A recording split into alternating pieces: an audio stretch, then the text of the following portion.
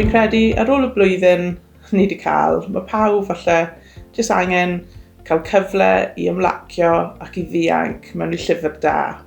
Mae'r llyfrau sydd wedi cael eu cynnwys yn y pecyn i gyd wedi cael eu dewis gan panel o arbenigwyr.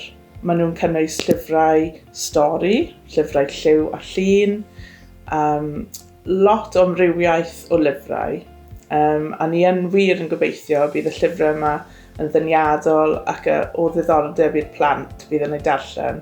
The resources provided by Books Council of Wales combine our love of reading with a focus on health and well-being. The project aims to help address the impact of long-term social distancing and self-isolation in providing reading books that stimulate conversations and parental engagement on these themes.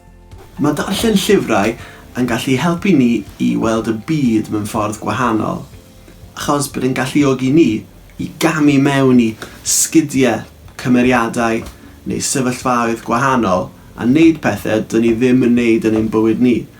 Mae'r rhai'r llyfrau yn edrych ar themâu megis dygnwch, empathi, cyfeillgarwch, pethau'n ymwneud gyda iechyd corfforol a iechyd meddwl ac hunanhyder, felly byddant yn adnodd pwysig iawn wrth i ni addysgu iechyd a lles ar draws Cymru. Gall yr adnoddau cael eu defnyddio i addysgu dosbarthiadau cyfan neu i weithio gyda grwpiau bach ac unigolion.